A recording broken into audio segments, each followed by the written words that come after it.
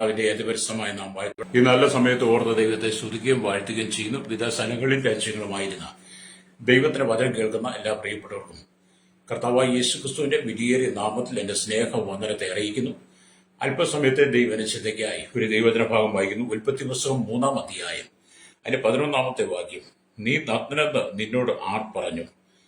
തിന്നരുതെന്ന് ഞാൻ നിന്നോട് കൽപ്പിച്ച വൃക്ഷഫലം നീ തിന്നുവോ എന്ന് അവൻ ചോദിച്ചു. വളരെ അനുഗ്രഹിക്കപ്പെട്ട നല്ല തിരുവെഴുത്താണ് വായിച്ചത്. ഈ വചനത്തിന്റെ ചരിത്ര പശ്ചാത്തലമൊക്കെ നമുക്കറിയാം. ഹല്ലേലൂയ, സ്തോത്രം. യഹോവയായ ദൈവം മനുഷ്യനെ സൃഷ്ടിച്ച് കിഴക്ക് ഏദൻ ഉണ്ടാക്കി. ഏദൻ തോട്ടത്തിൽ അവരെ ഏദൻ തോട്ടം കാവൽ ചെയ്യുവാൻ വേണ്ടി ആക്കി. ഹല്ലേലൂയ. എന്നാൽ ദൈവം ചില നിബന്ധനകളും ചില കൽപ്പനകളും കൊടുത്തിരിക്കുന്നു. അതിൽ പ്രധാനപ്പെട്ട ഹല്ലേലൂയ ഒരു കൽപ്പനയാണ് ഹല്ലേലൂയ ഉൽപ്പത്തി പുസ്തകം 3-ാം അധ്യായം. ഹല്ലേലൂയ. അതിന്റെ സ്തോത്രം 1 തൊട്ട് താഴോട്ട് വായിക്കുമ്പോൾ, യഹോവയെ ദൈവം ഉണ്ടാക്കിയ എല്ലാ കാട്ടുജന്തുക്കളെക്കാളും പാമ്പ് കൗശലമേറിയതായിരുന്നു. അത് സ്ത്രീയോട്, തോട്ടത്തിലെ യാതൊരു വൃക്ഷത്തിന്റെ ഫലവും നിങ്ങൾ തിന്നരുതെന്ന് ദൈവം വാസ്തവമായി കൽപ്പിച്ചിട്ടുണ്ടോ എന്ന് ചോദിച്ചു. സ്ത്രീ പാമ്പിനോട്, തോട്ടത്തിലെ വൃക്ഷങ്ങളുടെ ഫലം ഞങ്ങൾക്ക് തിന്നാം, എന്നാൽ ഞങ്ങൾ മരിക്കാതിരിക്കേണ്ടതിന് തോട്ടത്തിന്റെ നടുവിലുള്ള വൃക്ഷത്തിന്റെ ഫലം തിന്നരുത്, തൊടുകയും വരുത് എന്ന് ദൈവം കൽപ്പിച്ചിട്ടുണ്ട് എന്ന് സ്ത്രീ ഹൗവ സർപ്പത്തോട് പറഞ്ഞു. അപ്പൊ സർപ്പം പറഞ്ഞൊരു കാര്യമാണ്, പാമ്പ് സ്ത്രീയോട്, നിങ്ങൾ മരിക്കയില്ല നിശ്ചയം, അത് തിന്നുന്ന നാളിൽ നിങ്ങളുടെ കണ്ണു തുറക്കുകയും നിങ്ങൾ നന്മതിന്മകളെ അറിയുന്നവരായി ദൈവത്തെ പോലെ ആകുകയും ചെയ്യും എന്ന് ദൈവം അറിയുന്നു എന്ന് പറഞ്ഞ് ഹൗവയെ പ്രലോഭിപ്പിച്ചു. അങ്ങനെ ആ പ്രലോഭനത്തിൽ ഹൗവ വീണ ദൈവം തിന്നരുതെന്ന് പറഞ്ഞ ആ വൃക്ഷത്തിന്റെ ഫലം തിന്നു. അത് മുഖാന്തരം എന്ത് ചെയ്തു? അവരുടെ കണ്ണു തുറന്നു, അവർ നഗ്നരായി മാറി. ഹല്ലേലൂയ. ദൈവം ആദമിനെ ഹൗവയെ സൃഷ്ടിച്ച ദൈവത്തോടുള്ള കൂട്ടായ്മയിൽ അവർ ഉറ്റ സുഹൃത്തുക്കളായി, അത് ഉറ്റ ബന്ധങ്ങളായി, അപ്പനും മക്കളുമായി. ഹല്ലേലൂയ. അങ്ങനെയൊക്കെ നമ്മൾ വേണ്ടി ചിന്തിക്കാം. ആ ഒരു അനുഭവത്തിൽ പോകണമെന്നാണ് ദൈവം ആഗ്രഹിച്ചത്. അതിനുവേണ്ടിയാണ് ദൈവം ഒരു ഏദൻ തോട്ടത്തിൽ ആക്കിയതും. പക്ഷേ വായത്താൽ ഈ സർപ്പം ഹൗവയെ വഞ്ചിച്ചത് മുഖാന്തരം എന്ത് ചെയ്തു? ആ കൂട്ടായ്മ നഷ്ടപ്പെട്ടു. ഹല്ലേലൂയ. പിതാവ് ആയുള്ള ബന്ധം നഷ്ടപ്പെടുകയാണ്. ഹല്ലേലൂയ. അങ്ങനെ അവർ വൃക്ഷഫലം തിന്നുവെങ്കിലും യഹോവയായ ദൈവം ഹല്ലേലൂയ മനുഷ്യനെ വിളിച്ചു. നീ എവിടെയെന്ന് ചോദിച്ചു. തോട്ടത്തിൽ നിന്റെ ഒച്ച കേട്ടിട്ട് ഞാൻ നഗ്നനാകൊണ്ട് ഭയപ്പെട്ട് ഒളിച്ചു എന്ന് അവൻ പറഞ്ഞു. ഹല്ലേലൂയ. അപ്പോഴാണ് കർത്താവ് ചോദിച്ചത്, നീ നഗ്നനെന്ന് ഹല്ലേലൂയ നിന്നോട് ആർ പറഞ്ഞു? തിന്നരുതെന്ന് ഞാൻ നിന്നോട് കൽപ്പിച്ച വൃക്ഷഫലം നീ തിന്നുവോ എന്ന് ചോദിച്ചു. കണ്ടോ? അപ്പം ദൈവം ഒരു കൽപ്പന തന്നാൽ ആ കൽപ്പനയ്ക്കകത്ത് ഉറച്ചു നിൽക്കുക എന്നുള്ളതാണ് ദൈവഭക്തന്മാരെ സംബന്ധിച്ചിടത്തോളം. പ്രത്യേകിച്ച് ക്രൈസ്തവ വിശ്വാസത്തിനകത്ത് നാം ചിന്തിക്കുമ്പോൾ ദൈവത്തിന്റെ ആത്മാവ് നമുക്ക് നൽകിത്തരുന്ന കൽപ്പനകൾ ഒരിക്കലും ലംഘിക്കാൻ പാടില്ല. ദൈവം തൊടരുത്, തിന്നരുത് എന്ന് പറയുന്നതിനെ നമ്മൾ ഒരിക്കലും തിന്നാനോ തൊടാനോ പാടില്ല. പോകരുത് എന്ന് പരിശുദ്ധാത്മാവ് വിലക്കിയാൽ നമ്മൾ പോകാൻ പാടില്ല. ജഡത്തിൽ ഒരുപാട് ആഗ്രഹങ്ങളും മോഹങ്ങളും ഒക്കെ ഉണ്ടാകും. ദേശത്ത് ഒരുപാട് പ്രലോഭനങ്ങൾ നിങ്ങൾക്ക് വരും.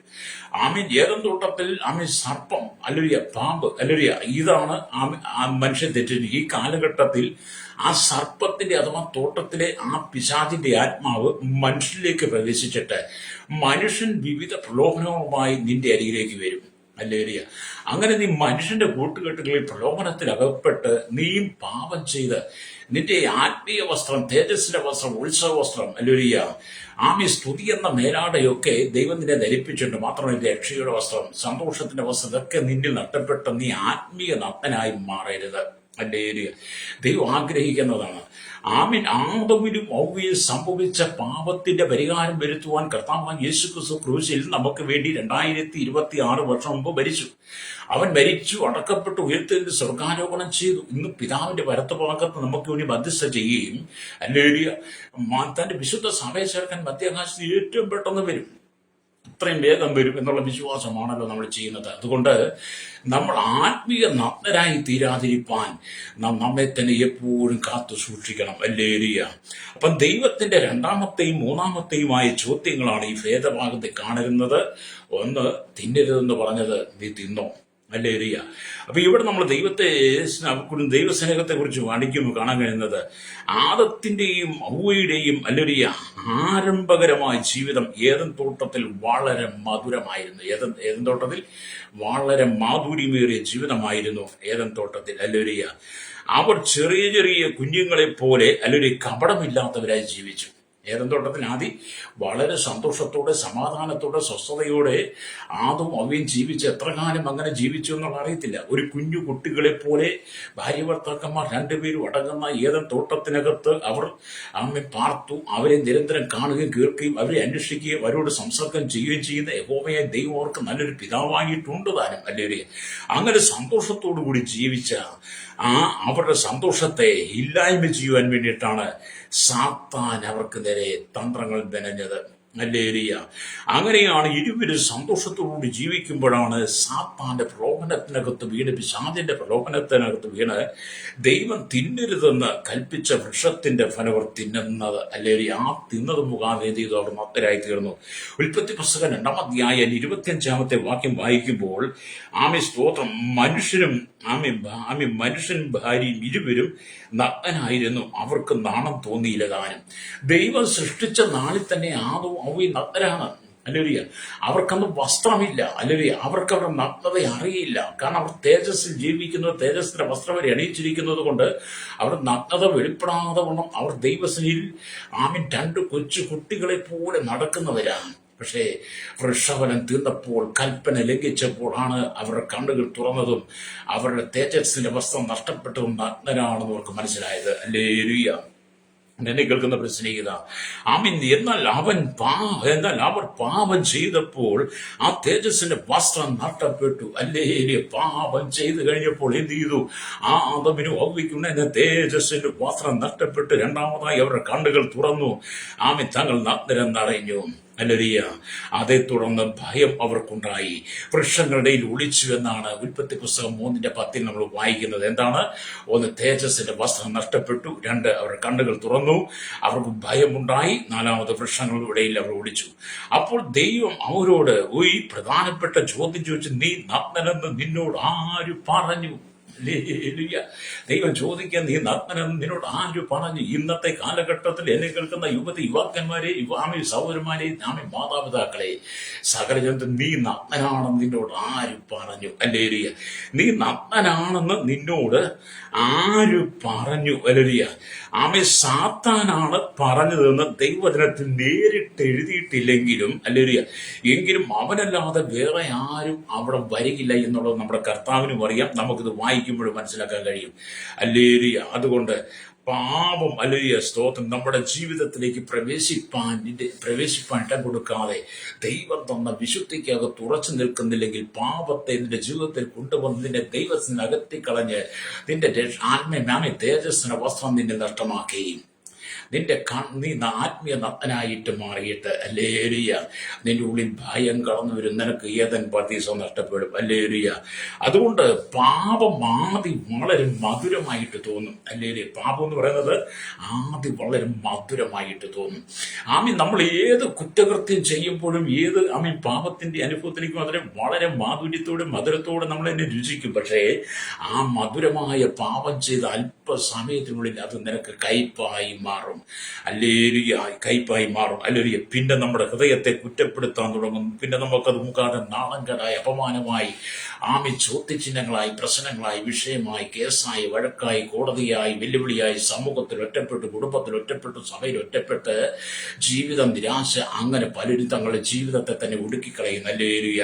അതുകൊണ്ട് എന്നെ കേൾക്കുന്ന മാതാവേ, പിതാവേ, നീ ദൈവസന്നിധിയിൽ ഉറച്ചു നിൽക്കുന്നവനാണെങ്കിൽ ഈ ഭൂമി ദൈവം നിനക്ക് ജീവിക്കാൻ തന്നിരിക്കുന്ന കാലഘട്ടം അല്പം മാത്രമാണ്. ഏറിയാൽ 70 അല്ലെങ്കിൽ 80, ഒരുപക്ഷെ അല്പം കൂടെ മുന്നോട്ട് പോയേക്കാം. പക്ഷെ നിനക്ക് തന്നിരിക്കുന്ന ജീവിതം നിന്നെ ആത്മീയ നഗ്നനായി തീരാതിരിക്കുവാൻ വേണ്ടി ദൈവം നിന്നെ രക്ഷയുടെ വസ്ത്രം ധരിപ്പിച്ചിരിക്കുമ്പോൾ ആ രക്ഷയുടെ വസ്ത്രത്തിനകത്ത് നീ ഉറച്ചു നിൽക്കണം. വീണ്ടെടുക്കപ്പെട്ട ദൈവമക്കൾ രക്ഷയുടെ വസ്ത്രം ധരിച്ചവരാ. ഹല്ലേലൂയ. അതിൽ മാറിപ്പോയി. ഇന്നത്തെ കാലഘട്ടത്തിൽ നമ്മൾ ചിന്തിച്ചു നോക്കിയേ, ആത്മീയരാണെന്ന് പറഞ്ഞ് നടിക്കുന്ന അനവധി ആളുകളെ നമുക്ക് കൺമുമ്പിൽ കാണാം. ഞാനടക്കമുള്ള അനവധി ആളുകൾ ആത്മീയരാണെന്ന് പറഞ്ഞ് നടിച്ച് ആത്മീയതയുടെ വസ്ത്രം ധരിച്ച് ആത്മീയയുടെ വേഷം കെട്ടി ആത്മീയതയുടെ മാമി മധുരമായ വാക്കുകളൊക്കെ പറഞ്ഞ് പലരും ജീവിക്കുന്നുണ്ടെങ്കിലും സ്വന്തം കുടുംബത്തിനകത്ത് സാക്ഷ്യമില്ല. വലിയ ഭാര്യഭർത്തൃ ജീവിതത്തിനകത്ത് സന്തോഷമില്ല, സമാധാനമില്ല. ഭാര്യ ഭർത്താവിന് സംശയം, ഭർത്താവിന് ഭാര്യയെ സംശയം, മക്കൾക്ക് അപ്പനമ്മമാരെ സംശയം, മക്കൾക്ക് അപ്പനമ്മ മക്കളെ സംശയം, അമ്മായിയമ്മയ്ക്ക് മരുമോളെ സംശയം, മരുമോൾക്ക് അമ്മായിയമ്മയെ സംശയം. ഹല്ലേലൂയ. എന്തിനേറെ പറയുന്നു, വിശ്വാസികൾക്ക് പരസ്പരം സംശയം. ഹല്ലേലൂയ.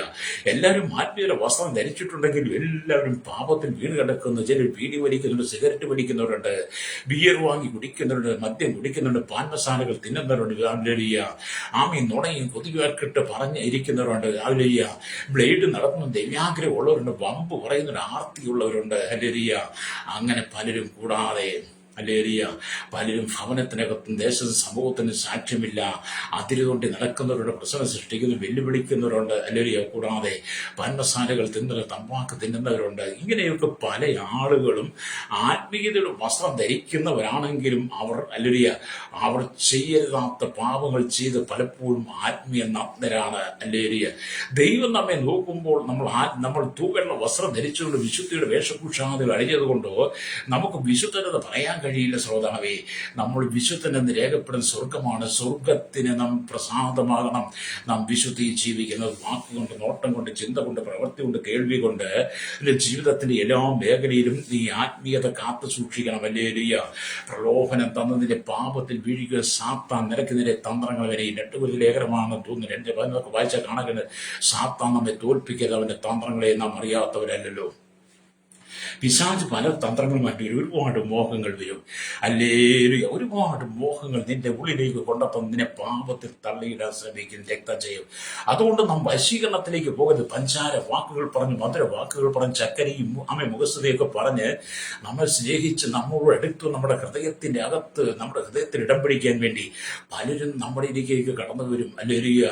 അങ്ങനെ മോഹനം വാക്തത്വങ്ങൾ പറഞ്ഞ് നമ്മുടെ ഹൃദയത്തിൽ ഇടം പിടിക്കാമെന്ന് നിന്റെ പാപത്തിൽ തള്ളിയിടാൻ വരുന്ന സാത്താനെ നീ തിരിച്ചറിയണം. ആരുടെയും ചിരിക്ക് മുന്നിൽ നീ വീണു പോകരുത്.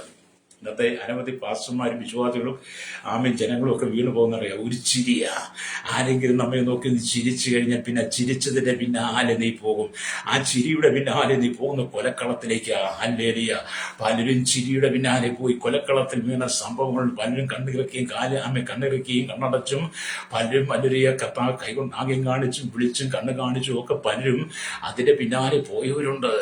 അവരെല്ലാം ഇന്ന് ആത്മീയ നർത്തനായിട്ട് നിന്ന് ശുശ്രൂഷിക്കുന്ന അനവധി ആളുകളുണ്ട്. അല്ലെങ്കിൽ അവർ പാടുന്നുണ്ട്, പ്രാർത്ഥിക്കുന്നുണ്ട്, അന്യഭാഷയുടെ കൃപയുടെ കൃപാവരങ്ങളുടെ വെളിപ്പാടുണ്ട്, ദർശനമുണ്ട്, അവർക്ക് പ്രവചനമുണ്ട്, എല്ലാ ദൂതുകളുമുണ്ട്, എല്ലാം ഉണ്ട്. അതെ, സൈക്കിൾ കയറ്റം പഠിച്ച കാലം തൊട്ട് ആ സൈക്കിൾ എന്തോ തള്ളാൻ പറ്റാതെ വരുന്നു. അതുവരെ ആ സൈക്കിൾ തള്ളിക്കൊണ്ട് നടക്കുന്നു പറഞ്ഞതുപോലെ നാം ശുശ്രൂഷയിൽ എന്ന് പ്രവേശിച്ചു അന്ന് തൊട്ട് ഇനി മരിക്കുന്നവരെ ശുശ്രൂഷ ചെയ്തുകൊണ്ടിരിക്കും. പക്ഷേ നാം വിശുദ്ധനാണോ എന്നാണ് നമ്മൾ തിരിച്ചറിയേണ്ടത്. അല്ലേ?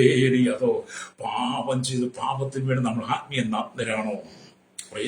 അപ്പൊ ഇന്ന് ഈ കാലഘട്ടത്തിൽ പലരും ഇന്നത്തെ കാലഘട്ടത്തിൽ ദൈവമക്കളുടെ മക്കൾ പോലും പാപത്തിൽ വീണുകൊണ്ടിരിക്കുന്നു. സകല ജനങ്ങളും അനവധി ദൈവമക്കളുടെ മക്കളെ കാണാൻ രാത്രിയുടെ സമയങ്ങൾ തട്ടുകടയിൽ ഞാൻ ഈ മീറ്റിംഗ് ഒക്കെ കഴിഞ്ഞിച്ച് വരുമ്പോഴൊക്കെ സമയങ്ങളിലൊക്കെ രാത്രിയിലൊക്കെ വരുമ്പോൾ കുന്നംകുളത്ത് വരുമ്പോൾ ഹല്ലേലൂയ, അതുപോലെ അല്ലെങ്കിൽ ഇന്നാലെ കോട്ടയത്ത് ടൗണിലൊക്കെ നിൽക്കുമ്പോൾ അനവധി ദൈവമക്കളൊക്കെ സ്തോത്രം രാത്രി തട്ടുകടയിൽ വന്നതിന് ദോശയടിക്കുക.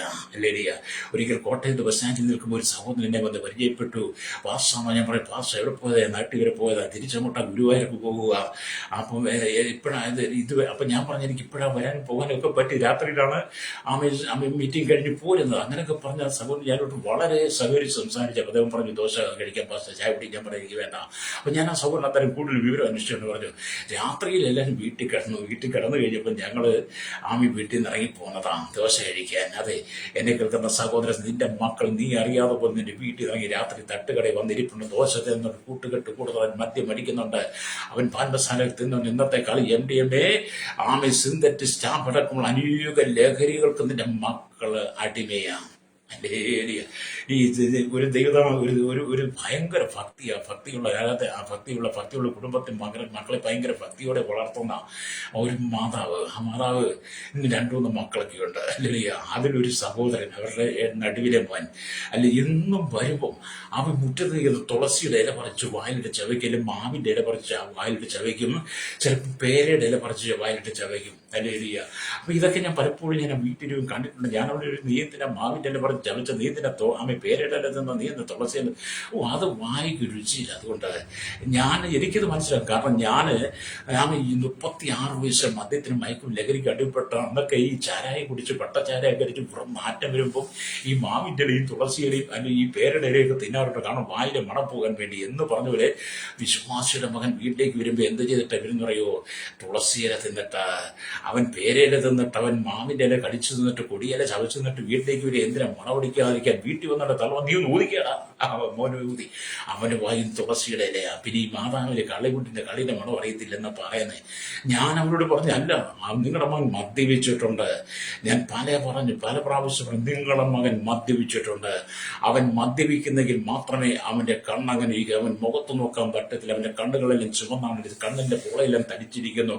അവന്റെ ചുണ്ടുകൾ അതിൽ കാണുമ്പോൾ തന്നെ നമുക്കറിയാം. അവന്റെ നാവ് കാണുന്ന സംസാരം കാണുമ്പോൾ തന്നെ വാക്കുകൾ സ്ഫുടമല്ല. അവന്റെ വാക്കുകൾ തെറ്റുന്ന നമ്മുടെ മുഖത്ത് നോക്കത്തില്ല. അവൻ മദ്യപിച്ചിട്ടോ, എന്റെ മകൻ മദ്യപിക്കത്തില്ല. അല്ലേ? അവസാനം എന്ത് ചെയ്തിട്ട് ഹല്ലേലൂയ, അവസാനം മദ്യപാനിയാണ് തള്ള തന്നെ എന്നോട് പറഞ്ഞു. ഞാൻ നേരത്തെ പറഞ്ഞല്ലേ, നമ്മളത് കണ്ടും കേട്ടും വിശ്വാസത്തിൽ വന്നു. നമ്മൾ വിശ്വാസത്തിൽ വരുന്നതിന് മുമ്പ് കണ്ടുപിടിയായി. വിശ്വാസം വന്നതിൽ പിന്നെ കള്ളും കുടിച്ചിട്ട് വീഡിയോ വെച്ചിട്ട് മാറ്റമൊന്നും ചെയ്തില്ല. കാരണം ഇപ്പം വിശ്വാസത്തില്ല. അതുകൊണ്ട് നമ്മൾ ആത്മീയ നഗ്നരാകാൻ പാടില്ല. വിശ്വാസത്തിന് മുമ്പ് നമ്മൾ പാപം ചെയ്ത് നഗ്നരായിരുന്നു. തേജസ്സിന്റെ വസ്ത്രം നഷ്ടപ്പെട്ടിരുന്നാൽ കർത്താവായ യേശുക്രിസ്തുവിനെ സ്വന്തം രക്ഷിതാവും പിതാവുമായി സ്വീകരിച്ചു കഴിഞ്ഞപ്പോൾ, കർത്താവിന്റെ കൽപ്പനയെ സ്നാനം സ്വീകരിച്ച് വിശുദ്ധ തിരുവെഴുത്തെടുത്ത വചനത്തെ പ്രസംഗിക്കാൻ തുടങ്ങി കഴിഞ്ഞപ്പോൾ, ഇനി നമ്മൾ ദൈവം കൽപ്പിച്ചിരിക്കുന്നത് പ്രമാണിക്കണം. ദൈവം തിന്നരുത്, തുടരുത്, നോക്കരുത്, പോകരുത്, ഇരിക്കരുത് എന്നൊക്കെ പറഞ്ഞിരിക്കുന്ന കാര്യങ്ങളെ നമ്മൾ പാലിക്കണം. നമ്മളൊരു പാപം ചെയ്യുമ്പോൾ നമ്മുടെ രക്ഷയുടെ വസ്ത്രം നഷ്ടപ്പെടുന്നു. നമ്മൾ ആത്മീയ നഗ്നരായി. അങ്ങനെയുള്ള ഒരുപാട് പേര് സഭയ്ക്കകത്തുണ്ട്. എൻ്റെ ഏരിയ ചിലർക്ക് ദിവ്യാഗ്രഹമാണ്, ചിലർക്ക് അത്യാഗ്രഹം, ദുരാഗ്രഹമാണ്. ചിലർക്ക് മോഹങ്ങളാണ്, ആഗ്രഹം, പ്രലോഭനങ്ങളാണ്. ഹല്ലേലൂയ. പണ്ടൊരിക്കലും ഒരു ദൈവദാസൻ പറയുക, എൻ്റെ പാസ് പഠിച്ചില്ലേ, ചെറിയ വാക്കുകളൊക്കെ പറഞ്ഞ് നമുക്ക് മുന്നോട്ട് പോകുന്നതിന് കുഴപ്പമൊന്നുമില്ല. അല്ലേ? എന്താ അങ്ങനെയൊക്കെ പറയുന്ന അനവധി ആളുകളുണ്ടെന്നേ. നിങ്ങൾ വശീകരണത്തിൽ വീഴരുത്. പാപത്തിന്റെ വശീകരണത്തിനകത്ത് നീ വീഴുന്നതിന്റെ ജീവിതത്തെ നീ തകർത്ത് കളയരുത്. നിനക്കൊരിക്കൽ മാത്രമേ ഈ ഭൂമി ജീവിക്കാൻ പറ്റുള്ളൂ. രണ്ടാമതൊരു ജീവിതം നിനക്കില്ല. ലഭിച്ച ജീവിതം വിശുദ്ധിയെ നീ കാത്തു സൂക്ഷിച്ചുകൊണ്ട് കർത്താവിന്റെ വരവ് വരെ നിൽക്കണം. ഈ ഭൂമിയിലെ ജീവിതം കഴിഞ്ഞ് മരണാനന്തര ജീവിതമുണ്ട്. മരണാനന്തര ജീവിതം അല്ലെങ്കിൽ നിത്യതയിൽ എത്തണമെങ്കിൽ സ്വർഗരാജ്യത്തിൽ, സ്വർഗ പർദീസയിൽ കോടാനുകോടി ദൂതന്മാരും കെരൂബുകളും സാറാമ്പുകളും വിശുദ്ധന്മാരും അടങ്ങിയ സംഘത്തിൽ, വിശുദ്ധന്മാരുടെ സംഘത്തിൽ നിനക്ക് ചെന്ന ദൈവത്തെ ആരാധിക്കുന്ന നിത്യതയിൽ നീ ചേരണമെങ്കിൽ, ആ സ്വർഗ പർദീസ നീ കാണണമെങ്കിൽ, ഹല്ലേലൂയ, മരണാനന്തര നിത്യത മുഴുവൻ സ്വർഗത്തിൽ നീ വസിക്കണമെങ്കിൽ നിന്റെ ആത്മീയ വസ്ത്രം ചെളിപിടിക്കാതെ നീ സൂക്ഷിക്കണം. തേജസ്സിന്റെ വസ്ത്രം ചെളിപിടിക്കാതെ സൂക്ഷിക്കണം. രക്ഷയുടെ വസ്ത്രം ചെളിപിടിക്കാതെ സൂക്ഷിക്കണം. ഉത്സവ വസ്ത്രം ചെളിപിടിക്കാതെ സൂക്ഷിക്കണം. നീ വിശുദ്ധ വസ്ത്രാലങ്കാരം ധരിച്ചുകൊണ്ട് നീ ദൈവത്തെ സ്തുതിക്കുന്നത് കപടമില്ലാത്ത ആരാധനയായിരിക്കണം. ഹല്ലേലൂയ. ദൈവം കൽപ്പിച്ചതൊന്നും നമ്മൾ വ്യർത്ഥമാക്കി കളയരുത്. അങ്ങനെ പലരും പാപത്തിൽ വീട് കിടക്കുകയാണ്. അതുകൊണ്ട് പാപം ഹല്ലേലൂയ നിന്റെ വാതിൽക്കൽ കിടക്കുന്ന അതിന്റെ ആഗ്രഹം നിന്നോടാകുന്നു. കായിനോട് പറഞ്ഞവരെ, അതെ, പ്രഭാതത്തിൽ നാം എഴുന്നേറ്റ് കണ്ണു ചിമ്മി എഴുന്നേറ്റ് പുറത്തേക്ക് പോയി കൂട്ടുകെട്ടുകൾ കൂടി കമ്പനികൾ കൂടി ജോലി സ്ഥലത്ത് ചെല്ലുമ്പോൾ തൊട്ട് പാപം എന്ന് പറയുന്ന പ്രലോഭനം നമ്മുടെ വാതിൽക്കൽ കിടക്കുമ്പോൾ അതിലേക്ക് നീ നടന്നു പോകരുത്. പാപത്തിന്റെ കുഴിയിലേക്ക് പോകരുത്. ദുഷ്ടന്മാരുടെ ആലോചന പ്രകാരം നടക്കാതെ, പാപികളുടെ വഴി നിൽക്കാതെ, വരികാശിൽ ഇരിപ്പിടത്തിരിക്കാതെ യഹോവയുടെ ന്യായപ്രമാണം സന്തോഷ രാപ്പകരവി ധ്യാനിക്കുന്ന ഭാഗ്യവാൻ എന്നാണ് സംഗീതം 1-2 വാക്യങ്ങൾ പറയുന്നത്. അതേ, പാപത്തോട് പോരാടുന്ന പ്രാണത്യാഗത്തോട് എതിർത്ത് നിൽക്കാൻ പഠിക്കണം ശ്രോതാവി. അല്ലെങ്കിൽ നിനക്ക് ലഭിക്കാൻ പോകുന്ന നിത്യമായ നരകമാണ്.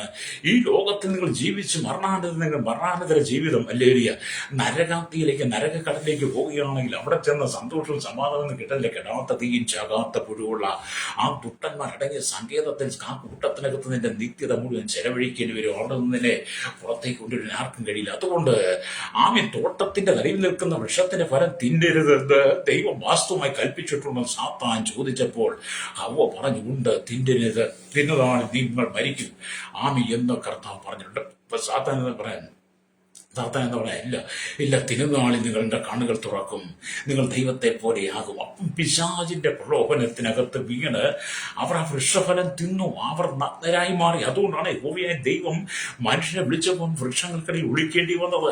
അവൻ പറയും, ഞാൻ നഗ്നനാണെന്ന്. ഇന്ന് പകൽ എന്നെ കേൾക്കുന്ന സഹോദരൻ, നീ ആത്മീയ നഗ്നനാണോ? നീ ആത്മീയ നഗ്നത പിടിച്ചവനാണോ? നിന്റെ ജീവിതത്തിൽ വിശുദ്ധയെ നീ കാത്തു സൂക്ഷിക്കുന്നുണ്ടോ? വിശുദ്ധിയുടെ പ്രമാണം നിന്റെ ഉള്ളിലുണ്ടോ? ദൈവവചനത്തിൽ ഉറച്ചാണോ നിൽക്കുന്നത്?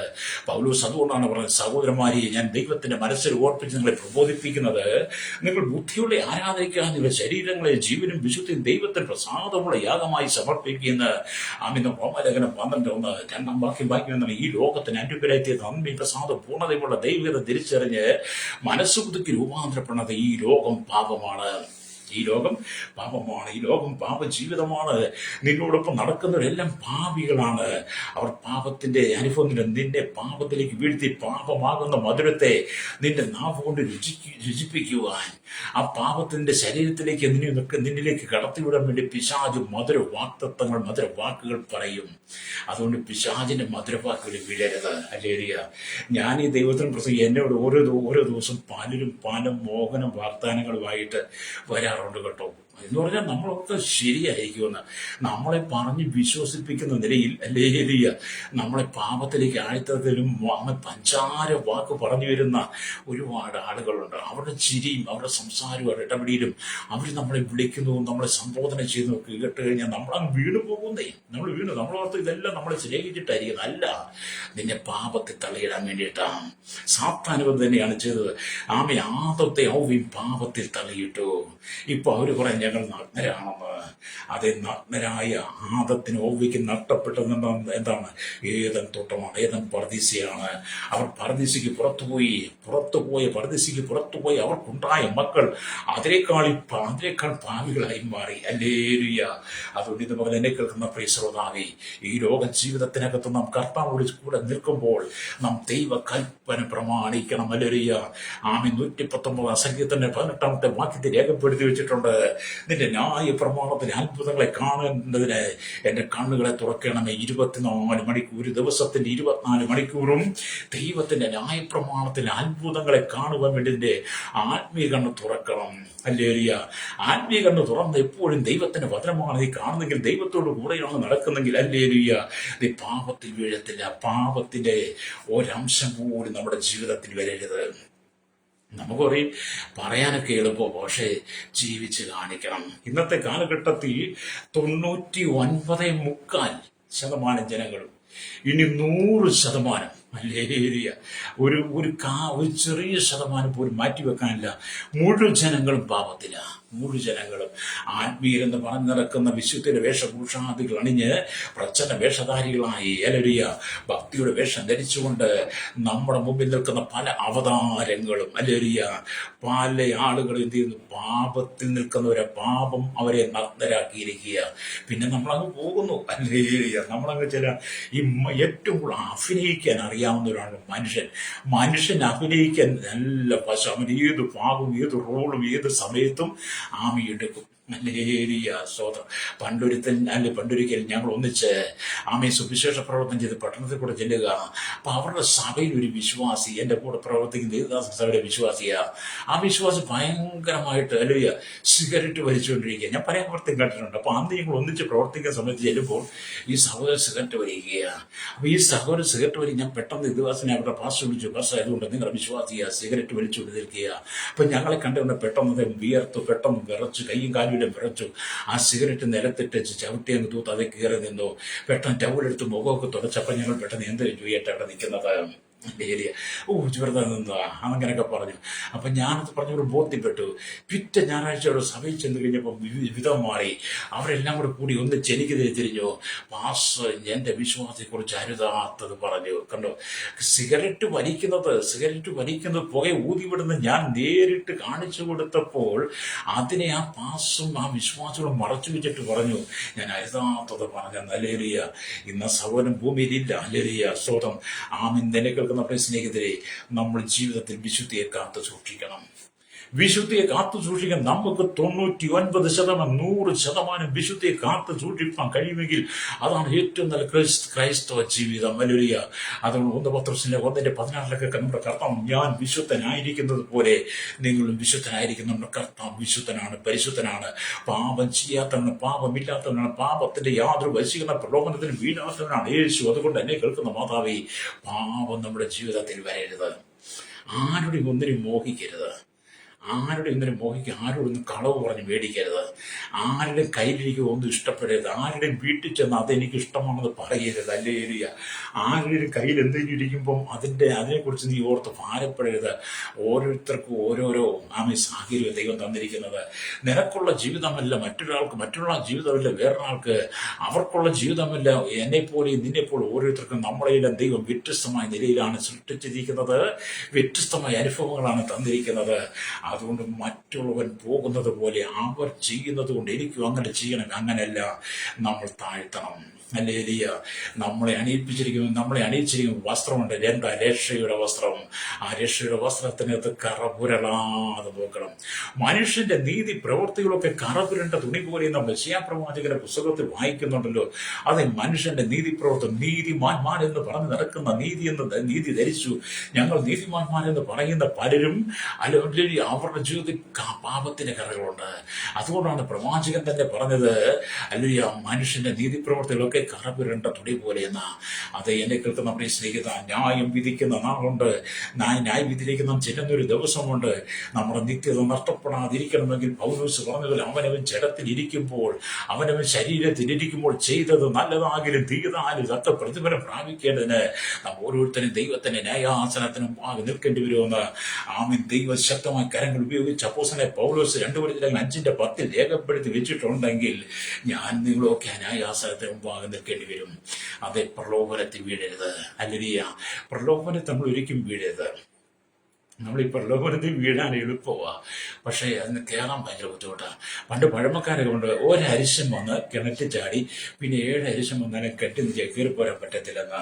അതെത്ര യാഥാർത്ഥ്യമാണ്. പഴമക്കാരൊക്കെ ചില പഴഞ്ചൊല്ലുകളൊക്കെ എത്ര യാഥാർത്ഥ്യമാണ് ശ്രോതാവി. നമ്മുടെ ജീവിതം എന്നൊക്കെ പറഞ്ഞ പരിഭാവനമായിരിക്കണം, പവിത്രമായിരിക്കണം. ഹല്ലേലൂയ. അതിനകത്ത് പാപത്തിന്റെ കറ വരരുത്. നമുക്ക് ഈ ലോകം എന്ന് പറയുന്നത് എന്താ? ഈ ലോകം എന്ന് പറയുന്നത് സാത്താനാ നിയന്ത്രിക്കപ്പെടുകയാണ്. ഈ ലോകത്തിന്റെ അധിപതി സാത്താന. ഈ ലോകത്തെ നിയന്ത്രിക്കുന്ന മുഴുവൻ സാത്താനാണ്. ഹല്ലേലൂയ. ആമീൻ. 1 യോഹന്നാന്റെ ലേഖനം 5:19 രേഖപ്പെടുത്തി വെച്ചിട്ടുണ്ട്. ഹല്ലേലൂയ. സർവ്വ ലോകവും ദുഷ്ടന്റെ അധീനതയിൽ കിടക്കുന്നു എന്നാ. അപ്പൊ ഈ കാണുന്ന 7 ഭൂഖണ്ഡങ്ങളും ആരുടെ അധീനതയിലാ? ദുഷ്ടന്റെ അധീനതയിലാ. അങ്ങനെ സാത്താന്റെ അധീനതയിൽ കിടക്കുന്ന ഈ ലോക രാജ്യത്തിലാണ് ദൈവം എന്നെ നിങ്ങളും വിളിച്ചു വേർതിരിച്ച് രക്ഷയുടെ വസ്ത്രം ധരിപ്പിച്ച് ഭൂമി നിർത്തിയിരിക്കുന്നത്. ഞാനും നിങ്ങളും രക്ഷയുടെ വസ്ത്രത്തിൽ നിൽക്കുന്നത് കാണുമ്പോൾ നമ്മളെ ചൊടിപ്പിക്കുന്ന പ്രലോഭിപ്പിക്കുന്ന നമുക്ക് മോഹം തരുന്ന അനുഭൂതി, ആഗ്രഹങ്ങൾ നമ്മുടെ മുമ്പിൽ കടന്നു വരും.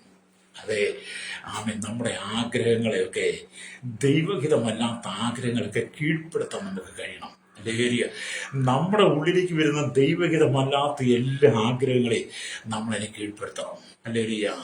ആമേൻ. നമ്മൾ ദൈവത്തോട് അടുത്ത് ചേരണം. അല്ലെങ്കിൽ ദൈവത്തിന് കീഴടങ്ങണം, ദൈവത്തോട് അടുത്ത് ചെല്ലണം. എങ്കിൽ മാത്രം പിശാച് നമ്മെ വിട്ട് ഓടിപ്പോകത്തുള്ളൂ. അതുകൊണ്ട് ഈ ലോക ജീവിതം എന്ന് പറയുന്നത് താൽക്കാലികമാണ്. ഈ ലോക ജീവിതം താൽക്കാലികമായി ഈ ലോകത്തിൽ നാം ജീവിക്കുമ്പോൾ നാം ദൈവത്തിന് പ്രസാദമുള്ളത് ചെയ്യണം. ഞാൻ പരദേശിയായി പാർക്കുന്ന വീട്ടിൽ നിന്റെ ചട്ടങ്ങളിലെ കീർത്തനമാകുന്നു നമ്മൾ 119 സംഗീതത്തിൽ വായിക്കുന്ന. നമ്മൾ പരദേശിയാണ്, ഇവിടെ പ്രവാസിയാണ്. അതുകൊണ്ട് ദൈവത്തിന്റെ വചനങ്ങൾ, ദൈവത്തിന്റെ പ്രമാണങ്ങൾ, ദൈവത്തിന്റെ കൽപ്പനകൾ, അവന്റെ വിശുദ്ധ വചനങ്ങൾ നമുക്ക് കീർത്തനമായിരിക്കണം. അല്ലേലൂയ. വചനം വിട്ട് ഇടത്തോട്ടോ വലത്തോട്ടോ മാറരുത്. വചനം വിട്ട് ഇടത്തോട്ടോ വലത്തോട്ടോ മാറരുത്. ഈ വചനത്തെ അധിഷ്ഠിതമായി ജീവിക്കുന്നവർക്ക് മാത്രമേ ദൈവരാജ്യത്തിൽ ചെല്ലാൻ പറ്റൂ. ഒരുപാട് ന്യായങ്ങളും വാദങ്ങളും ഒക്കെ പറയുന്നവരൊക്കെ ഉണ്ടെന്നേ, അവരൊക്കെ എന്ത് പറയട്ടെ. പക്ഷേ താങ്കളുടെ രക്ഷ താങ്കളുടെ സ്വന്തമായിട്ടുള്ളതാണ്. താങ്കളുടെ രക്ഷ ദൈവം സൗജന്യമായിട്ട് തന്നതാണ്, താങ്കൾ സ്വന്തമായിട്ട് കിട്ടിയതാണ്. അതിന് മറ്റാരും അവകാശമില്ല. നമുക്ക് ദൈവം തന്നതെല്ലാം സൗജന്യമാണ്. സൗജന്യമായതുകൊണ്ട് അതിന് വിലയില്ലാത്തതായി കാണരുത്.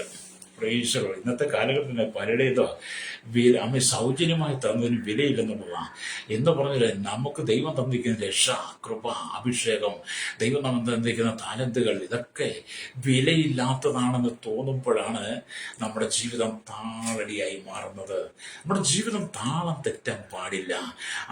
ജീവിതത്തിൽ ഒരിക്കൽ മാത്രമേ ജീവിക്കാൻ പറ്റൂ, ഒരു ദിവസമേ ജീവിക്കാൻ പറ്റുള്ളെങ്കിലും അത് ക്രിസ്തുവിന് വേണ്ടി ജീവിക്കണം, ഈ ലോകത്തിന് വേണ്ടി ജീവിക്കരുത്. പലരും പറയും, എനിക്കെൻ്റെ ഭാര്യ, മക്കൾ, എൻ്റെ അപ്പൻ, അമ്മ, എൻ്റെ സമ്പത്ത്, എൻ്റെ മുതൽ, അങ്ങനെ അതിലൊക്കെ അങ്ങ് നിൽക്കുന്ന ഒരുപാട്. അങ്ങനെയൊക്കെ നിന്നു, എനിക്ക് കുഴപ്പമൊന്നുമില്ല. പക്ഷേ നിന്റെ ജീവിതത്തിൽ യേശുവിന് സ്ഥാനമുണ്ടോ? ഹല്ലേലൂയ. അതുകൊണ്ട് പത്രോസ് പറഞ്ഞു, ആകയാൽ സകല ദുഷ്ടതയും, എല്ലാവരും സകല ദുഷ്ടതയും, എല്ലാ വ്യാജഭാവ അസൂയനൂടെയും ചതിവും എല്ലാം നീക്കിക്കളഞ്ഞ് ഇപ്പോൾ ജനിച്ച ശിശുക്കളെ പോലെ വചനമെന്ന മായമില്ലാത്ത പാൽ കുടിപ്പാൻ വാഞ്ചിപ്പിന്ന് 2 പത്രോസ് 2:2 ഹല്ലേലൂയ 14 വായിച്ചാൽ കാണാൻ കഴിയും. ഹല്ലേലൂയ. അപ്പൊ നമ്മൾ ദൈവത്തോട് ചേർന്നായിരിക്കണം നമ്മുടെ ജീവിതം. കർത്താവില്ലാത്ത ജീവിതം എന്നൊക്കെ പറയുന്നത് വളരെ പ്രതിസന്ധി നിറഞ്ഞതാണ്. ഹല്ലേലൂയ. അതുകൊണ്ട് ഇന്ന് പകലെന്നെ കേൾക്കുന്നവർ, നമ്മുടെ പാപത്തിന് പരിഹാരമായി കാര്യരൂപാണിയാൽ തടയപ്പെട്ട് ഈശോകൊണ്ട് ആദാമിലും ഹവ്വയിലും സംഭവിച്ച പാപം, ആ പാപം മുഖാന്തരം നഗ്നരായി, ആ നഗ്നരായതിലൂടെ ഏദൻ തോട്ടം നഷ്ടമായി, ഏദൻ തോട്ടം പുറത്തായ അവർക്കുണ്ടായ സകല ജനങ്ങളും പാപികളാണ്. ആ പാപത്തെ പരിഹരിച്ച് പാപത്തിന്റെ ശുദ്ധീകരണം വരുത്തി നമുക്ക് നഷ്ടപ്പെട്ടു പോയ ഏദൻ പർദീസ, ഭൂമിയിലെ ഏദൻ പർദീസ, ആക്ഷരികമായ പർദീസ, അത് പുതിയ നിയമസഭയ്ക്ക് സ്വർഗീയ പർദീസയാണ്. ആക്ഷരികമല്ല, സ്വർഗീയ പർദീസ നമ്മുടെ കണ്ണുകൊണ്ട് കണ്ടിട്ടില്ല. ഹല്ലേലൂയ. നമ്മൾ കണ്ണുകൊണ്ട് കാണാത്ത സ്വർഗീയ പർദീസ എത്തണമെങ്കിൽ, ഹല്ലേലൂയ, ആ സ്വർഗീയ പർദീസ നമ്മൾ എത്തണമെങ്കിൽ ഈ ഭൂമി നമ്മൾ വിശുദ്ധിയെ കാത്തു സൂക്ഷിക്കണം. ഹല്ലേലൂയ. ദൈവം നമുക്ക് തന്നിരിക്കുന്ന സമയങ്ങൾ എത്ര വിലപ്പെട്ടതാണ്. 2026 വർഷങ്ങൾക്ക് മുമ്പ് നമ്മുടെ കർത്താവ് സ്വർഗം വെട്ടി ഭൂമിയിലേക്ക് വന്നില്ലേ. അവൻ കാര്യരൂപാണിയാൽ തറയപ്പെട്ടു. എൻ്റെ കൈകാലുകൾ കാര്യരൂപാണി തറയപ്പെട്ട് തല്ലി മുൾക്കിരീടം അടിച്ചിറക്കി. അവന്റെ ശരീരം ഒഴിവുചാല് പോലെ കീറി കണ്ടാൽ ആളല്ലെന്ന് തോന്നുമാർ വിരൂപമായി തീർന്നു. പടയാളുകൾ ചുറ്റുന്നത് ചാട്ടമാർ കൊണ്ടടിക്കുമ്പോഴും, അവന്റെ മുഖത്ത് തുപ്പുമ്പോഴും, അവന്റെ കണ്ണത്തടിക്കുമ്പോഴും, അവനെ പരിഹസിക്കുമ്പോഴും, അവനെ കുടിപ്പാൻ ചൊർക്ക കൊടുക്കുമ്പോഴും ഒക്കെ നമ്മുടെ കർത്താവ് ക്രൂശിൽ കിടന്ന ആ പ്രാണവേദനയിലായ സമയമൊക്കെ നീ ഓർത്താൽ, ഹല്ലേലൂയ, നമുക്ക് നഷ്ടപ്പെട്ടു പോയ ആ തേജസ്സിന്റെ അവസ്ഥ തിരിച്ചു തരുവാൻ വേണ്ടി, ഈ രക്ഷയുടെ വസ്ത്രം ഒന്ന് ഉടുപ്പിക്കാൻ വേണ്ടിയിട്ട്, ഈ രക്ഷയെ നമ്മളിന്ന് ഉറപ്പിക്കുവാൻ, നഷ്ടപ്പെട്ടു പോയ സ്വർഗീയ ആ പർദീസയുടെ അനുഭവത്തിലേക്ക് നമ്മളെ കൊണ്ടുവരാൻ വേണ്ടി യേശു ക്രൂശിൽ നമുക്ക് വേണ്ടി മരിച്ചതോർത്താൽ, അവന്റെ ക്രൂശ് മരണത്തെ ഓർത്താൽ എങ്ങനെ പാപം ചെയ്യും? ഹല്ലേലൂയ. രക്തം ചെയ്യും. അതേ പാപം നമ്മുടെ ജീവിതത്തിൽ വരരുത്. അതുകൊണ്ട് ഇവിടെ ദൈവത്തിന് വചനം പറയുക, അല്ലെങ്കിൽ നീ നഗ്നനെന്ന് നിന്നോട് ആര് പറഞ്ഞു? ഹല്ലേലൂയ. നമ്മൾ നഗ്നൻ നിന്നോട് ആര്? ദൈവം ചോദിക്കും, നീ നഗ്നൻ നിന്നോട് ആര് പറഞ്ഞു? അവിടെ നീ നഗ്നനെന്ന് ആരെങ്കിലും പറഞ്ഞു, അവിടെ ഒരാൾ വേണമല്ലോ. ഏദൻ പർദീസയിൽ ആദവും ഹവ്വയും, പിന്നെ പോയ ദൈവം, പിന്നെ ഇവൻ നഗ്നനാണെന്ന് അറിയണമെങ്കിൽ അവിടെ വേറൊരാൾ വരണം. ആ വ്യക്തിയാണ് സാത്താൻ. ഹല്ലേലൂയ. സാത്താൻ അവൻ സ്നേഹം തോട്ടത്തിൽ പ്രവേശിച്ചു. ഹല്ലേലൂയ. അത് എന്നെ കേൾക്കുന്നവരുടെ സ്നേഹിത, നമ്മൾ വേലി കെട്ടി സൂക്ഷിച്ച് നമ്മളെ കണ്ണിലെ കൃഷ്ണമണി പോലെ നമുക്ക് തീമതിലും കോട്ടയമായി ദൈവം നമുക്ക് കാവലുണ്ടല്ലോ. അവൻ സാത്താൻ നുഴഞ്ഞു കയറാൻ ശ്രമിക്കും. ഹല്ലേലൂയ. അവൻ പല പ്രലോഭനങ്ങൾ കൊണ്ട് തരും. ഒത്തിരി പേരിന്ന് പാപത്തിലാണ്, ഒരുപാട് ആളുകൾ പാപത്തിലാണ്. അപ്പൊ ഈ പാപം നമ്മുടെ ജീവിതത്തിൽ കൊണ്ട് നടക്കരുത്. ഹല്ലേലൂയ. പാപം കൊണ്ട് നടന്നാൽ അതിന്റെ പരിണിത ഫലം വളരെ ഭയാനകമായിരിക്കും. ഹല്ലേലൂയ. അപ്പൊ ഇവിടെ ദൈവത്തിന്റെ വചനം പറയുന്നത്, ഹല്ലേലൂയ, സ്തോത്രം, നമ്മുടെ പാപത്തെ നമ്മൾ പരസ്യമായി ഏറ്റുപറയണം. ഹല്ലേലൂയ. പാപം ആദ്യം മധുരമായിട്ട് തോന്നും. പാപം ആദ്യം മധുരമായിട്ട് തോന്നും. നമ്മൾ മധുരം നന്നായിട്ട് രുചിച്ചിറക്കുമല്ലോ. നമുക്ക് ഏറ്റവും നല്ല രുചിയുള്ള മധുരമാണല്ലോ തേന്. തേൻ നമ്മുടെ നാവിലേക്ക് കിട്ടിയാൽ എന്ത് ചെയ്യും? നമ്മൾ തേൻ നാവിൽ തൊട്ടിട്ട് നന്നായിട്ട് നുണഞ്ഞിറക്കും, നല്ല രുചി ചേർക്കും. ആ തേനിനെ നമ്മൾ ആസ്വദിക്കും, അല്ലേ അലിയ എന്ന് പറഞ്ഞാൽ ചില പാപങ്ങൾ, ചില മോഹങ്ങൾ, പ്രലോഭനങ്ങൾ, ചില കണ്ണിറുക്കിയും കാലിറുക്കിയും കണ്ണിറുക്കിയും ഒക്കെ നമ്മെ കൈയാട്ടി വിളിച്ച് നമ്മളെ ഇങ്ങനെ മാടി വിളിച്ച് കൊണ്ടുപോയി മധുരമായ വാക്കുകൾ പറഞ്ഞ് മധുരമായ അനുഭവത്തിലൂടെയൊക്കെ നമ്മെ നയിച്ച് നമ്മളെ കൊണ്ട് പാപം ചെയ്യിക്കുന്ന സാത്താന്യ ശക്തികൾ ലോകത്തിലുണ്ടെന്ന്, അല്ലേ അലിയ?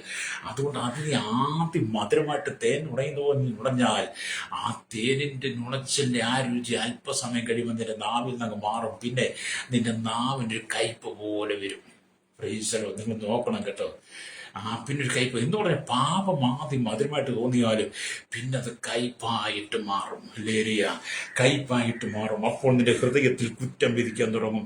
നിനക്ക് അപ്പോൾ സാത്താൻ വരും, നീ പാപം ചെയ്തില്ലേ? അപ്പം വിചാരിച്ചു, നീ പാപം ചെയ്തില്ലേ?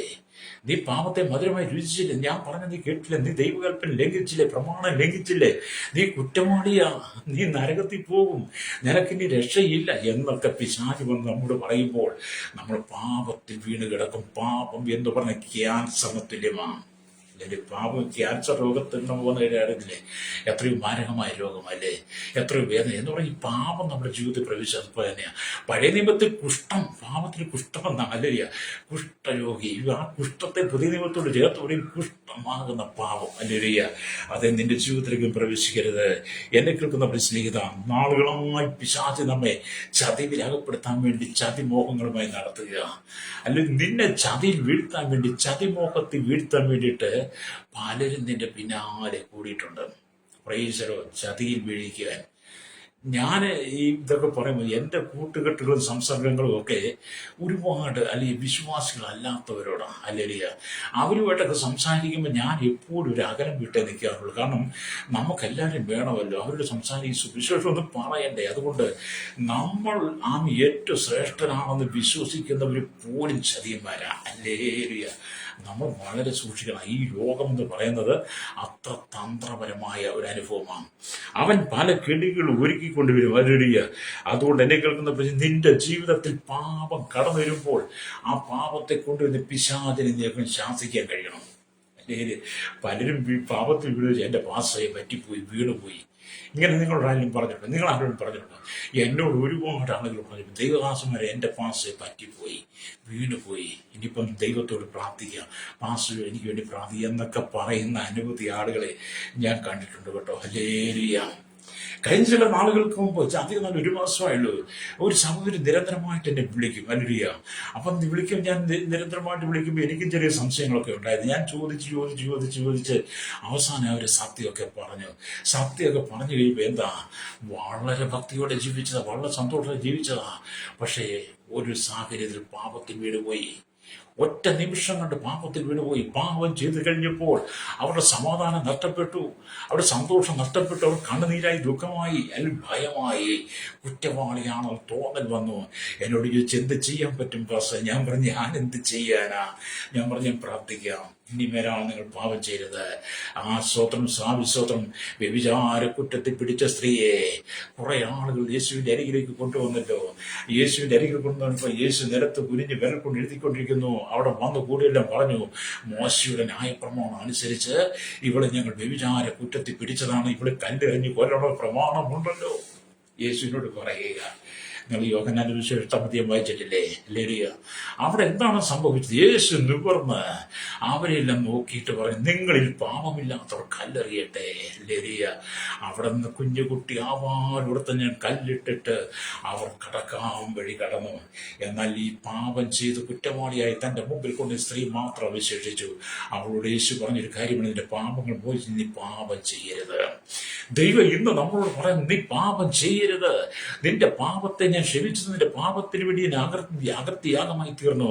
നിന്റെ പാപത്തിന് വേണ്ടി ഞാൻ ക്രൂശിൽ വില കൊടുത്തു. നിനക്ക് വേണ്ടി രക്തം അവസാനത്തോടെ രക്തം വരെ തന്നു. നിനക്ക് വേണ്ടി നിന്റെ ശരീരം ഒഴിവുചാലുപോലെ കീറി ഗെത്സമനെ തൊട്ട് ഗോൽഗൊത്ത വരെ ഞാൻ ഭാരമേറെ കുരിശ് ചുമന്നത് നീ കണ്ടില്ലേ? അത് നിന്റെ പാപത്തിന് വേണ്ടിയാ. അതുകൊണ്ട് ഇനി നീ പാപം ചെയ്യരുത്. ഞാനും അസൗകര്യം പറഞ്ഞു. ചെയ്തത് ചെയ്തു, സംഭവിച്ചു. അത് ഇനിമേലാ നിന്റെ ജീവിതത്തിൽ പാപം വരരുത്. ഇനി നീ പാപം ചെയ്യരുത്. ക്രൂശിലെ കർത്താവിന്റെ സന്നിധിയിലേക്ക് നിന്നെ തന്നെ ഏൽപ്പിച്ചു കൊടുത്തിട്ട് നീ ദൈവത്തോട് പോസ്റ്റ് പ്രാർത്ഥി, കർത്താവേ എനിക്ക് സംഭവിച്ചു പോയി, എന്റെ ജീവിതത്തിൽ സംഭവിച്ചു സാഹചര്യം സന്ദർഭം അതിന് ഞാൻ വിധേയപ്പെട്ടു പോയി, ഞാൻ ആ പ്രലോഭനത്തിൽ വീണ് എന്നോട് ക്ഷമിക്കണം, മാപ്പ് നൽകണമേ എന്ന് ദൈവത്തോട് ചോദിക്കുക. ദൈവത്തോട് പാപത്തെ ക്ഷമിച്ചരുവൻ യേശുവിനും മാത്രമേ കഴിയുള്ളൂ. ചില ആളുകളിലൊക്കെ ചിന്ത, നമ്മൾ പാപം ചെയ്തിട്ട് പുരോഹിതന്മാരിലേക്ക് ചെന്ന് പറഞ്ഞ പാപത്തിന് പരിഹാരം ഉണ്ടാകുന്നു. ഒരിക്കലും ഇല്ല കേട്ടോ. നമ്മുടെ പാപം പരിഹരിക്കാൻ പുരോഹിതന് കഴിയത്തില്ല. പുരോഹിതന് നമ്മെപ്പോലെ ഒരാളാണ്. പാപം വീഴാം, പാപത്തിൽ ജീവിക്കാം, പാപം വസിക്കാം. പാപജടത്തിലായതുകൊണ്ട് പാപം വരും. അതുകൊണ്ട് പുരോഹിതന്മാർക്ക് പാപത്തെ ക്ഷമിക്കാൻ പറ്റത്തില്ല. അതുകൊണ്ടാണ് ഞാൻ പറഞ്ഞത്, നമുക്ക് വേണ്ടി പാപത്തിന് വരെ ക്രൂശിൽ മരിച്ച ഒരു കർത്താവ് യേശുവിനെ പ്രാർത്ഥിക്കുക. തൻ്റെ പുത്രൻ കർത്താവുമായ യേശുവിന്റെ രക്തം സകല പാപം പുകമി ശുദ്ധീകരിക്കുന്ന 1 യോഹന്നാന്റെ ലേഖനം 1-7 വാക്യം. അത് ഇന്ന് പകലിനെ കേൾക്കുന്ന മാതാപിതാവേ, നിന്റെ ജീവിതത്തിൽ സമാധാനമില്ല, സന്തോഷമില്ല, സ്വസ്ഥതയില്ല, കണ്ണുനീരല്ലേ, കുടുംബത്തിനകത്ത് ശാപത്തിന്റെ കെട്ട് മാറുന്നുണ്ടോ? പാപം നിന്റെ കുടുംബത്തിൽ നിറഞ്ഞു നിൽക്കുകയല്ലേ? ഒരു കുടുംബത്തിൽ സമാധാനമുണ്ട്, ഒരു നേരത്തെ ആഹാരം നിനക്ക് സ്വസ്ഥമായിട്ട് കഴിക്കാൻ കഴിയുന്നുണ്ടോ? നീ അധ്വാനിക്കുന്ന നിന്റെ വീട്ടിനകത്ത് നിന്റെ മക്കളെ കുറിച്ച് ഭാരമല്ലേ? എന്റെ ഭർത്താവിനെ കുറിച്ച്, ഭാര്യയെ കുറിച്ച് ഭാരമല്ലേ നിനക്ക്? ഇന്ന് കണ്ണുനീരിൽ നടുവിലൂടെ അല്ലേ നീ കടന്നു പോകുന്നത്? ഹല്ലേലൂയ. ഇന്ന് പരിശുദ്ധാത്മാവ് പറയുന്നത്, പാപത്തെ നീ ഏറ്റുപറയുക. പാപത്തെ ഏറ്റുപറഞ്ഞ് യേശുക്രിസ്തുവിന്റെ നാമത്തിൽ നീ ആത്മരക്ഷ പ്രാപിക്കണം. പാപത്തിന്റെ ചെളിപിടിച്ച വസ്ത്രത്തെ നീക്കിക്കളഞ്ഞിട്ട്, ആ കറപുരട്ട വസ്ത്രത്തെ നീക്കിക്കളഞ്ഞിട്ട് രക്ഷയുടെ വസ്ത്രം ഇന്ന് പകൽ നീ ധരിക്കുന്നെങ്കിൽ നിന്റെ ജീവിതത്തിൽ സമാധാനമുണ്ട്. അതുകൊണ്ട് യേശുക്രിസ്തുവിനെ സ്വന്തം രക്ഷിതാവും പിതാവുമായി സ്വീകരിച്ച് അവന്റെ കൽപ്പനയാക്കുന്ന സ്നാനം സ്വീകരിച്ച് വിശുദ്ധിയിലും വേർപാടിലും നീ ദൈവത്തെ ആരാധിക്കുക, ദൈവത്തെ മഹത്വപ്പെടുത്ത്. നിന്റെ ജീവിതത്തിൽ പാപം പ്രവേശിക്കരുത്. വായിച്ച പത്രത്തിലേക്ക് വരട്ടെ. അല്ലൊരു വായിച്ച പത്രം എന്താണ്? ഉൽപ്പത്തി പുസ്തകം 3-11 വാക്യം. നീ നഗ്നനെന്ന് നിന്നോട് ആര് പറഞ്ഞു? തിന്നരുതെന്ന് ഞാൻ നിന്നോട് കൽപ്പിച്ചത് കൽപ്പിച്ച ആ വൃക്ഷഫലം നീ തിന്നുവോ? അല്ലെ, യേശു പറയാം, നീ നഗ്നനോട് ആര് പറഞ്ഞു? തിന്നരുതെന്ന് കൽപ്പിച്ചത് നീ തിന്നോ? അതേ സ്നേഹിത, നമ്മളോട് തിന്നരുതെന്ന് പറഞ്ഞ, തുടരുതെന്ന് പറഞ്ഞ കാര്യം തുടരുത്. കർത്താവ് പറയുന്നതിനപ്പുറത്തോട്ട് ഇടത്തോട്ട് അങ്ങോട്ടും ഇങ്ങോട്ടും മാറരുത്. നാം ദൈവത്തിൽ ഉറച്ചു നിൽക്കണം. ജീവിതം ഒരിക്കൽ മാത്രം, രണ്ടാമതൊരു ജീവിതമില്ല. ലഭിച്ച ജീവിതം ക്രിസ്തുവിനെ ആമെ പ്രസാദിപ്പിച്ചുകൊണ്ട് കുറച്ച് കഷ്ടങ്ങളൊക്കെ വരുമെന്നേ, കുറച്ച് നൊമ്പരങ്ങളൊക്കെ വരും, കുറച്ച് ഭാരങ്ങളൊക്കെ വരും, ചിലപ്പോൾ ഇല്ലായ്മയൊക്കെ വരും. ഹല്ലേലൂയ. ചിലപ്പോൾ ഇല്ലായ്മയൊക്കെ വരും. പണ്ടുള്ള പഴമക്കാർ പൊന്നും തൂമ്പ ഉള്ളവനും ഇരുമ്പും തൂമ്പാട് ആവശ്യം വരുമെന്നാണ് പറഞ്ഞത്. പണ്ടുള്ള ആൾക്കാർ പറഞ്ഞത് എന്താ? പൊന്നും തൂമ്പ ഉള്ളവനും ഇരുമ്പും തൂമ്പാട് ആവശ്യം. പൊന്നും തൂമ്പ വീട്ടിലുണ്ടെന്ന് പറഞ്ഞാൽ അതെടുത്ത് കളയ്ക്കാൻ പറ്റത്തില്ലല്ലോ, അവന് ഇരുമ്പും തൂമ്പ ആവശ്യമാണല്ലോ എന്ന് പറഞ്ഞവര്, നിന്റെ കയ്യിലും നിന്റെ പേഴ്സ് നിറച്ച് പണം ഇരുന്നാലും ഒരു പക്ഷെ നിന്റെ പേഴ്സ് ശൂന്യമാകും. ഹല്ലേലൂയ. നമ്മുടെ അക്കൗണ്ടിൽ ഒന്നും ഇല്ലെന്ന് വന്നേക്കാം, ആര് സഹായിപ്പം വന്നില്ലെന്ന് കണ്ടേക്കാം. അങ്ങനെയൊക്കെ നമ്മൾ ഒരുപാട് സാഹചര്യം കടന്നുപോയി. എന്നാലും നമ്മൾ പാപത്തിലേക്ക് പോരെ. താൽക്കാലികമായ സുഖത്തിന് വേണ്ടി ഒന്നിലും നീ വീഴരുത്. ഹല്ലേലൂയ.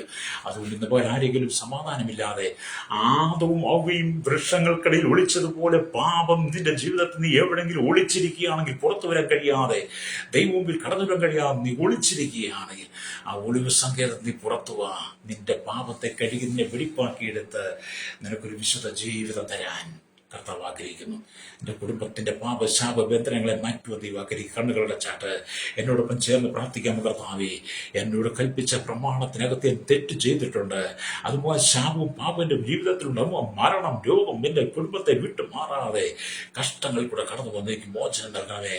ഞാൻ അങ്ങയോട് മാപ്പ് ചോദിക്കുന്നു പറഞ്ഞ് എന്നോടൊപ്പം ചേർന്ന് പ്രാർത്ഥിച്ചാട്ട്, പരിശുദ്ധ ഞങ്ങളുടെ നല്ല ദൈവമേ, സ്വർഗ്ഗ പിതാവേ, അനുഗ്രഹിക്കപ്പെട്ട നല്ല സമയത്തിനായി ദൈവത്തെ സ്തുതിക്കുകയും വചനം കേട്ടുകൊണ്ട് കേരളത്തിൽ ലോക രാജ്യങ്ങൾ 800 കൂടിയ ജനതലമുറകൾ, ന്യായാധിപന്മാരെ, ഭരണാധികാരികളെ, രാജ്യരാഷ്ട്ര തലവന്മാരെ, ശൈശവന്മാരെ, കൗമാരി യൗവനത്തിൽ വാർത്തകൾ വൃത്തരുവശങ്ങൾ, യാചകർ, ഓർഫനേജ്, ഓൾഡജ് തടവറയിലായിരിക്കുന്ന സകല ജാതിമത വർഗ വ്യത്യാസമില്ലാതെ എല്ലാ കുടിനീട്ട് കൊട്ടാരത്തിൽ വരെ പാർക്കുന്ന എല്ലാ ജനത്തെ, എല്ലാ ഗോത്രങ്ങളെ, ദ്വീപുകളെ, ആദിവാസി മേഖലയിലായിരിക്കുന്ന എല്ലാ മത നേതാക്കന്മാരെ, എല്ലാ രാഷ്ട്രീയ സാമൂഹ്യ സാംസ്കാരിക ചരിത്ര മാധ്യമ മീഡിയ രംഗം നിൽക്കുന്ന എല്ലാവരും, സയന്റിസ്റ്റ്, എഞ്ചിനീയർമാർ അടക്കം വലിയ സകല ജനങ്ങളും കർത്താവെ മാനസാന്തരങ്ങൾ മടങ്ങിയിരുവാൻ, പാപത്തിൽ വീണ് ആത്മീയ വസ്ത്രം തേജസ്സിന്റെ വസ്ത്രം നഷ്ടപ്പെട്ടു പോയ ജനം കർത്താവെയും മടങ്ങി വന്ന് കർത്താവ് യേശുക്കളുടെ ആത്മരക്ഷ പ്രാപിച്ച് ആ രക്ഷയുടെ വസ്ത്രം ധരിച്ചുകൊണ്ട് കർത്താവിന് ഒരു വേണ്ടി വിശുദ്ധിയുടെ ജീവിതം ഈ പഞ്ചായത്ത് ഒരുക്കണമേ.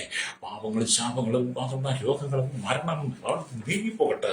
സാത്താന്റെ പ്രവർത്തി വീണു പോകാതെ ഈ ജനത്തെ സൂക്ഷിക്കുമാറാകണമേ. ദൈവമക്കളെ, ദൈവദാസന്മാരെ ഓർത്ത് പ്രാർത്ഥിക്കുന്നു. ദേശത്തും വിദേശത്തുള്ളവർ ഓർത്ത് പ്രാർത്ഥിക്കാൻ, ആരും പിശാചിനെ വീഴാതെ, പ്രവർത്തി വീഴാതെ അവരെ കർത്താവ് സൂക്ഷിക്കുമാറാകണമേ. സകല മുഖത്ത് എടുക്കണം യേശുവിന്റെ നാമത്തിൽ തന്നെ. ആമേൻ, ആമേൻ, ആമേൻ.